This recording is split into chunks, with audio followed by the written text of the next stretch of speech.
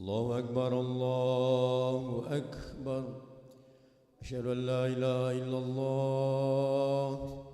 أشهد أن محمدا رسول الله. حي على الصلاة حي على الفلاح. قد قامت الصلاة قد قامت الصلاة. الله أكبر الله أكبر. لا إله إلا الله. لا إله إلا الله محمد رسول الله صلى الله عليه وسلم. استغفر صفوفكم فإن تشبه تشبه من تمام الصلاة صفوفكم عدد الله.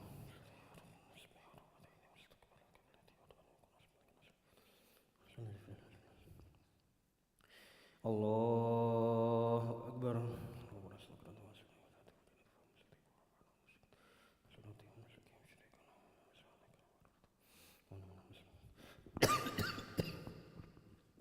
بسم الله الرحمن الرحيم. الحمد لله رب العالمين الرحمن الرحيم مالك يوم الدين إياك نعبد وإياك نستعين اهدنا الصراط المستقيم صراط الذين أنعمت عليهم غير المغضوب عليهم ولا الضالين آمين. بسم الله الرحمن الرحيم. سبحان الذي أسرى بعبده ليلا من المسجد الحرام إلى المسجد الأقصى إلى المسجد الأقصى الذي باركنا حوله لنريه من آياتنا إنه هو السميع البصير. وآتينا موسى الكتاب وجعلناه هدى لبني إسرائيل ألا تتخذوا من دوني وكيلا ذرية من حملنا مع نوح إنه كان عبدا شكورا. وقضينا إلى بني إسرائيل في الكتاب لتفسدن في الأرض مرتين ولتعلن علوا كبيرا. فإذا جاء وعد أولاهما بعثنا عليكم عبادا لنا أولي بأس شديد فجاسوا خلال الديار وكان وعدا مفعولا. ثم رددنا لكم الكرة عليهم وأمددناكم بأموال وبنين وجعلناكم أكثر نفيرا. إن أحسنتم أحسنتم لأنفسكم وإن أسأتم فلها. فإذا جاء وعد الآخرة ليسوءوا وجوهكم وليدخلوا المسجد كما دخلوه أول مرة وليتبروا ما علوا تتبيرا. الله أكبر.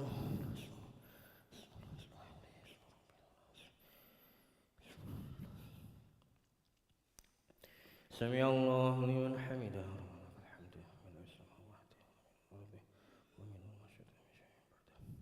الله أكبر.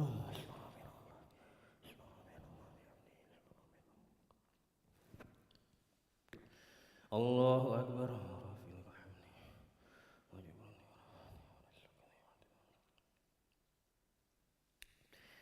الله أكبر.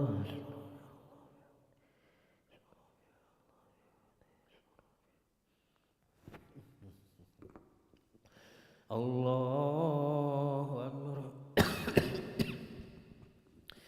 بسم الله الرحمن الرحيم. الحمد لله رب العالمين الرحمن الرحيم مالك يوم الدين إياك نعبد وإياك نستعين اهدنا الصراط المستقيم صراط الذين أنعمت عليهم غير المغضوب عليهم ولا الضالين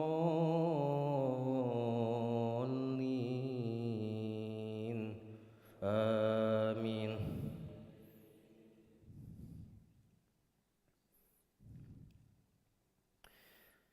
عسى ربكم أن يرحمكم وإن عدتم عدنا وجعلنا جهنم للكافرين حصيرا إن هذا القرآن يهدي للتي هي أقوم ويبشر المؤمنين الذين يعملون الصالحات أن لهم أجرا كبيرا وأن الذين لا يؤمنون بالآخرة أعتدنا لهم عذابا أليما ويدعو الإنسان بالشر دعاءه بالخير وكان الإنسان عجولا وجعلنا الليل والنهار آيتين فمحونا آية الليل وجعلنا آية النهار مبصرة لتبتغوا فضلا من ربكم ولتعلموا عدد السنين والحساب وكل شيء فصلناه تفصيلا وكل إنسان ألزمناه طائره في عنقه ونخرج له يوم القيامة كتابا يلقاه منشورا اقرأ كتابك كفى بنفسك اليوم عليك حسيبا من اهتدى فإنما يهتدي لنفسه ومن ضل فإنما يضل عليها ولا تزر وازرة وزر أخرى وما كنا معذبين حتى نبعث رسولا وإذا أردنا أن نهلك قرية أمرنا مترفيها ففسقوا فيها فحق عليها القول فدمرناها تدميرا وكم أهلكنا من القرون من بعد نوح وكفى بربك بذنوب عباده خبيرا بصيرا الله أكبر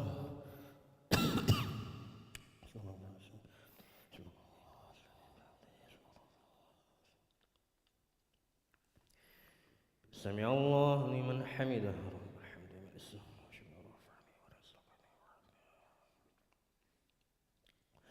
اللهم اهدنا فيمن هديت وعافنا فيمن عافيت وتولنا فيمن توليت وبارك لنا فيما أعطيت وقنا برحمتك شر ما قضيت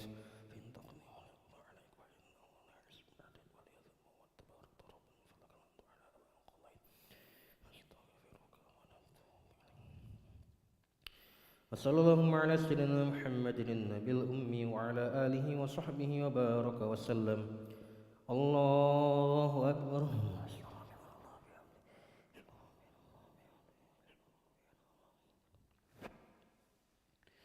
الله أكبر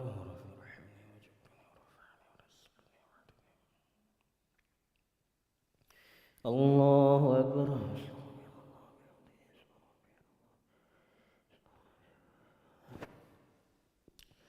الله أكبر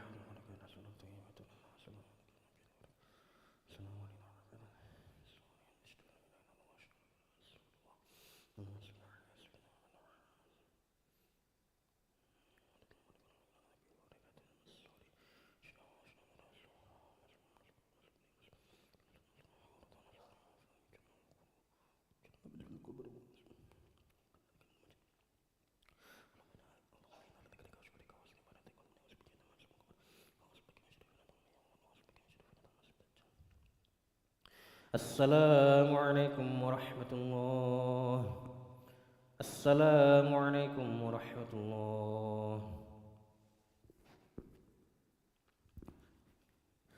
أشهد أن لا إله إلا الله نستغفر الله نسألك رضاك والجنة ونعوذ بك من سخطك والنار نشهد أن لا إله إلا الله نستغفر الله نسألك رضاك والجنة ونعوذ بك من سخطك والنار نشهد أن لا إله إلا الله نستغفر الله نسألك رضاك والجنة ونعوذ بك من سخطك والنار اللهم إنك عفو تحب العفو فاعف عنا اللهم إنك عفو تحب العفو فاعف عنا اللهم إنك عفو كريم تحب العفو فاعف عنا يا كريم لا إله إلا الله وحده لا شريك له له الملك وله الحمد ويميت وهو على كل شيء قدير لا إله إلا الله وحده لا شريك له له الملك وله الحمد يحيي ويميت وهو على كل شيء قدير لا إله إلا الله وحده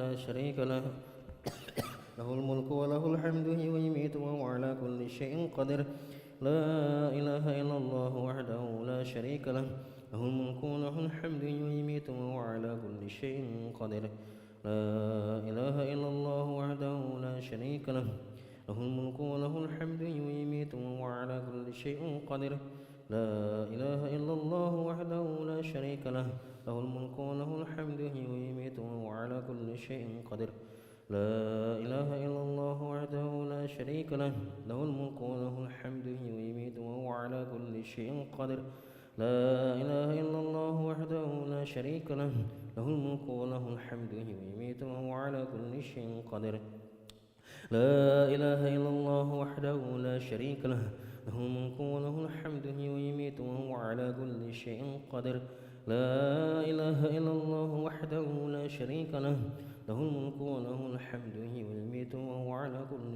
شيء قدير اللهم أجرنا من النار اللهم أجرنا من النار اللهم أجرنا من النار اللهم أجرنا من النار اللهم أجرنا من النار اللهم أجرنا من النار اللهم أجرنا من النار السالمين اللهم أنت السلام ومنك السلام وإليك يعود السلام حينا ربنا بالسلام وأدخلنا الجنة دار السلام تبارك ربنا وتعالى ذا الجلال والإكرام أعوذ بالله من الشيطان الرجيم بسم الله الرحمن الرحيم الحمد لله رب العالمين الرحمن الرحيم مالك يوم الدين إياك نعبد وإياك نستعين اهدنا الصراط المستقيم صراط الذين أنعمت عليهم غير المغضوب عليهم ولا الضالين آمين وإلهكم إله واحد لا إله إلا هو الرحمن الرحيم الله لا إله إلا هو الحي القيوم لا تأخذه سنة ولا نوم له ما في السماوات وما في الأرض من ذا الذي يشفع عنده إلا بإذنه يعلم ما بين أيديهم وما خلفهم ولا يحيطون بشيء من علمه إلا بما شاء وسع كرسي السماوات والأرض ولا يؤوده حفظهما وهو العلي العظيم إله ربي ربنا يا معبود سبحان الله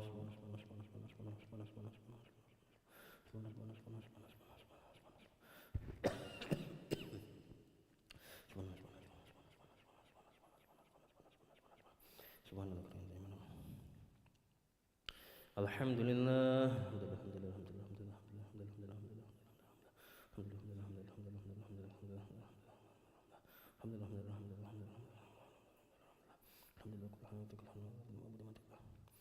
الله أكبر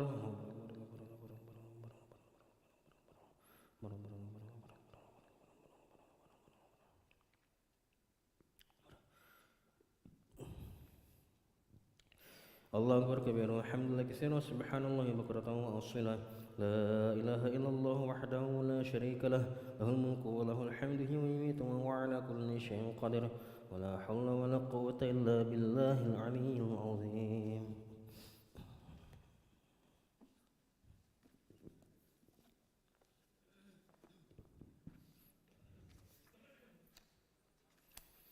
بسم الله الرحمن الرحيم السلام عليكم ورحمة الله وبركاته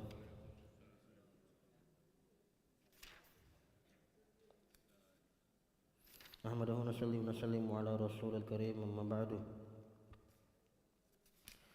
Pada kesempatan subuh kali ini insyaallah kita masih melanjutkan membaca tentang fadilah atau keutamaan dari bulan suci Ramadan.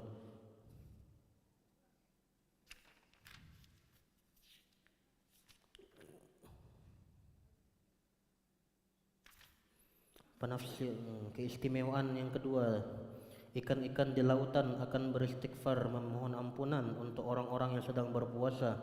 Maksudnya banyak makhluk hidup yang akan mendoakannya. Hal ini banyak dikemukakan di dalam berbagai riwayat. Sebagian riwayat menyebutkan bahwa para malaikat akan memohonkan ampunan bagi orang yang berpuasa. Paman saya penulis Syekh Muhammad Ilyas rahmatullahi alaihi berkata, memang benar bahwasanya ikan-ikan akan mendoakan karena Allah Subhanahu wa taala sendiri berfirman, A'udzubillahi minasyaitonir rajim, innal ladzina amanu wa 'amilus solihati sayaj'alu lahumur rahmanu wudda. Sesungguhnya orang-orang yang beriman dan beramal soleh, niscaya yang Maha Rahman akan mencintai mereka di dunia. Quran Surat Maryam ayat 96.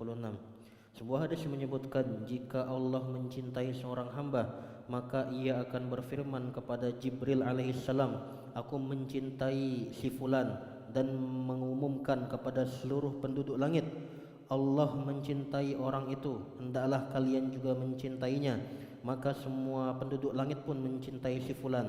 Kemudian kecintaan kepada orang itu akan menular dan menyebar ke seluruh permukaan bumi.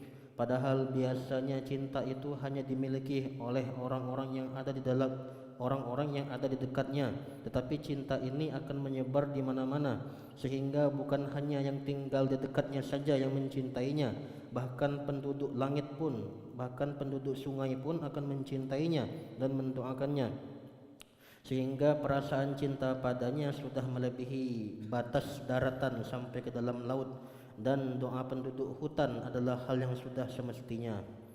Keistimewaan yang berikutnya dari bulan Ramadan, surga akan dihiasi untuk menyambut bulan Ramadan. Hal ini telah banyak dikemukakan dalam berbagai macam riwayat. Sebuah riwayat menyebutkan bahwa sejak permulaan tahun, surga telah dihias untuk menyambut bulan Ramadan. Biasanya semakin penting tamu yang akan datang, maka semakin awal pula persiapannya. Misalnya dalam acara walimah pernikahan, persiapan telah dimulai beberapa bulan sebelumnya. Demikian pula dengan menyambut bulan suci Ramadan.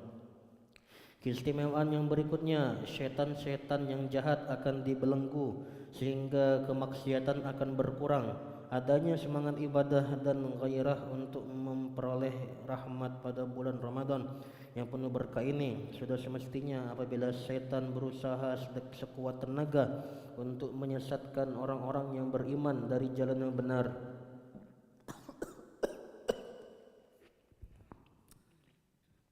Sehingga kemaksiatan semakin bertambah sampai berlebihan. Namun yang terlihat secara umum adalah kemaksiatan berkurang. Berapa banyak para pemabuk yang karena keistimewaan bulan Ramadan tidak jadi meminum khamar.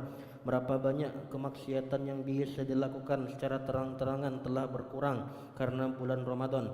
Kalaupun masih ada perbuatan dosa, itu bukan sesuatu yang sulit untuk memahami hadis di atas. Karena isi hadis di atas menyatakan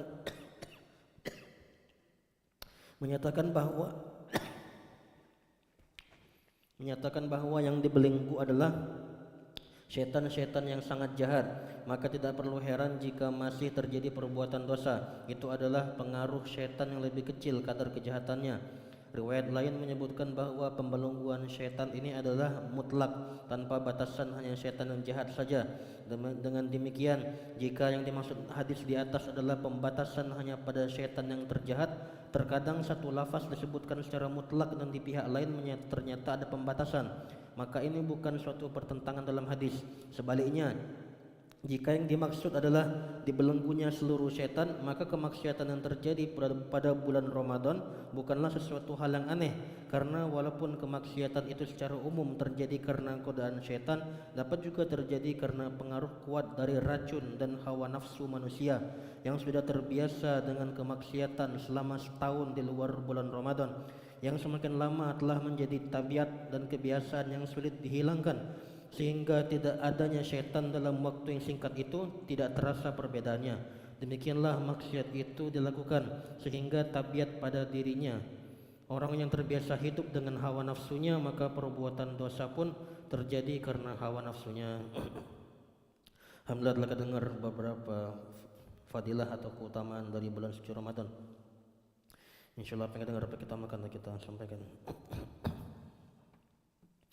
أعوذ بالله من الشيطان الرجيم بسم الله الرحمن الرحيم الحمد لله رب العالمين حمدا شاكرا حمدا نعيما حمدا يعافي نعمه ويكافئ مزيدا يا ربنا لك الحمد كما ينبغي لجلالك الكريم وعظيم سلطانك اللهم صل على سيدنا محمد وسيدنا محمد ربنا ظلمنا انفسنا وان لم تغفر لنا وترحمنا لنكونن من الخاسرين ربنا اغفر لنا ذنوبنا وذنوب والدينا وارحمهم كما ربونا صغارا جميع المسلمين والمسلمات والمؤمنين والمؤمنات الاحياء منهم الاموات برحمتك ارحم الراحمين ربنا لا تزغ قلوبنا بعد إذ هديتنا وهب لنا من لدنك رحمة إنك أنت الوهاب اللهم أرنا الحق حقا وارزقنا اتباعه وأرنا الباطل باطلا وارزقنا اجتنابه اللهم أعنا على ذكرك وشكرك وحسن عبادتك يا مقلب القلوب ثبت قلوبنا على دينك يا مصرف القلوب صرف قلوبنا على طاعتك ربنا لا تجعلنا فتنة للقوم الظالمين ونجنا برحمتك من القوم الكافرين ربنا افرج علينا صبرا وتوفنا مسلمين ربنا اجعلنا مقيمين الصلاة من ذريتنا ربنا تقبل دعاء اللهم ارحمنا مراشد أمورنا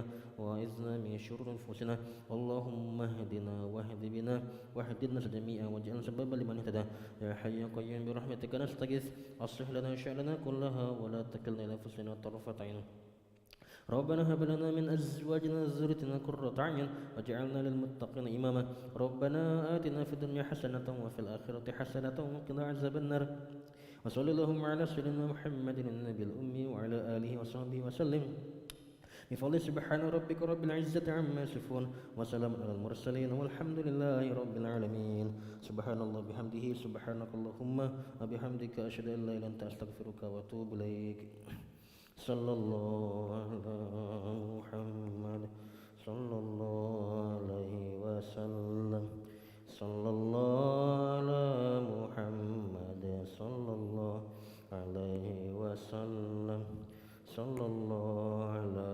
محمد صلى الله عليه وسلم صلى الله على محمد صلى الله عليه وسلم صلى الله على محمد صلى الله عليه وسلم صلى الله على محمد صلى الله عليه وسلم صلى الله على محمد صلى الله عليه وسلم صلى الله على محمد يا ربي صل وسلم اللهم صل وسلم وبارك عليه